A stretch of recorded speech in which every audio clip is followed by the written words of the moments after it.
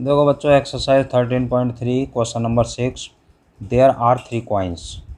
One is a two-headed coin having head on both faces.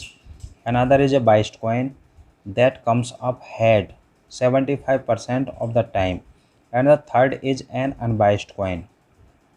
One of the three coins is chosen at random and tossed. It shows head. What is the probability that it was the two-headed coin? Solve करते हैं। देखिए, एक तो है, ये कह रहा probability find करनी है कि वो टू हेडेड कॉइन है। इसका मतलब ये है कि पहले तो E1, E2, E3 तीनों कॉइन की कंडीशन यानी इवेंट मान लेंगे। तो let E1, E2 and E3 are respectively the events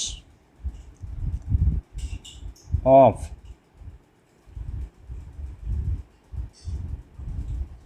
selecting। पहला है two headed coin,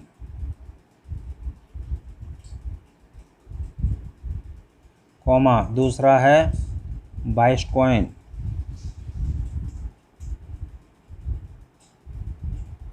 and third है अनबाइस्ड कॉइन। तो देखो, टू हेडेड कॉइन की इवेंट E1 हो गई, बाइस्ड कॉइन की E2 हो गई और अनबाइस्ड कॉइन के सेलेक्ट करने की E3 हो गई। अब देखो बच्चों, E1 3 कॉइन में से एक कॉइन सेलेक्ट करेंगे तो 1/3।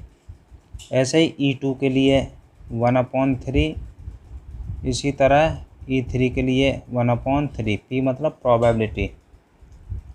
अब ये कह रहा है एक कॉइन सेलेक्ट करते हैं और टॉस करते हैं, और फिर कह रहा है हेड के लिए कह रहा है इट शोज हेड। तो हेड की पहले तो इवेंट मान लो एक, लेट ए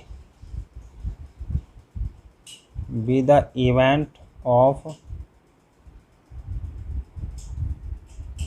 गेटिंग हेड। हेड प्राप्त करने की इवेंट हमने ए मान ली। अब देखो PA/E1। E1 जो है वो टू हेडेड कॉइन है, दोनों तरफ हेड है। तो इसको अगर टॉस करेंगे तो हेड तो आएगा ही आएगा, श्योर इवेंट हो गई, तो 1 हो गया इसकी प्रोबेबिलिटी।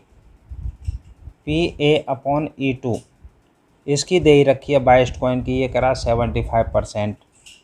तो 75% ये हो जाएगा 75/100। 25 से काट दो, 3/4 ये आ गया बच्चों, ठीक है। और देखिए E3 मतलब अनबाइस्ड कॉइन, यानी एक तरफ हेड है दूसरी तरफ टेल है, तो उस पर हेड की प्रोबेबिलिटी आ जाएगी 1/2। ये आ गई हेड की प्रोबेबिलिटी। अब देखिए, नाउ द प्रोबेबिलिटी, इसमें देखो लास्ट में साफ लिखा हुआ है what is the probability that it was the two headed coin. Now the probability that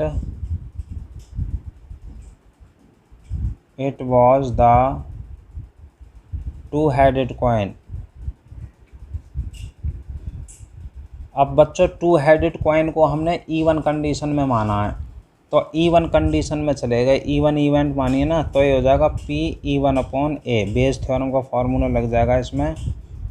ऊपर E1 वाली कंडीशन आएंगी, PE1 PA/E1 अपॉन में total condition PE1 PA/E1 plus PE2 PA/E2 plus PE3 PA/E3। ये फार्मूला लग गया बच्चों। अब इसमें वैल्यू पुट कर देंगे PE1/A।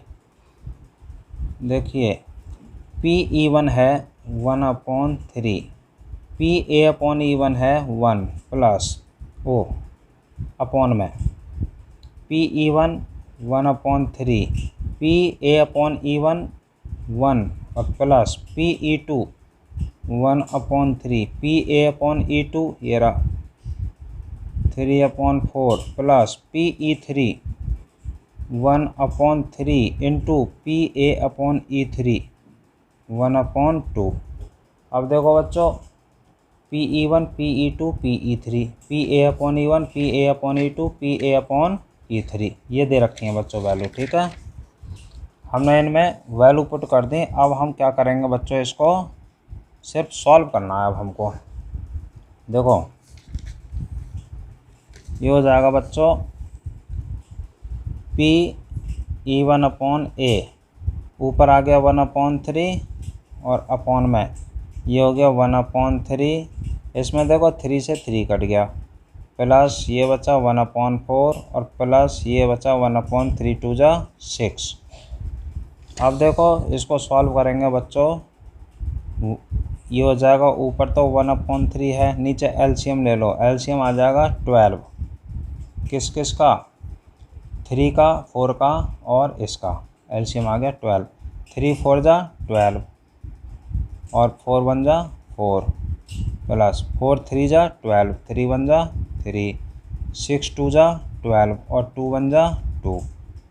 इसको सॉल्व कर दो 1/3 अपॉन में 4 और 3 7 और 2 9 बटे में 12। अब बच्चों देखो 1/3 मल्टीप्लाई 12 ऊपर चला जाएगा 9 नीचे 3 4 जा 12, तो ये आ गया बच्चों 4/9। तो जो इसका जो आंसर है वो 4/9 आ गया। Question is completed.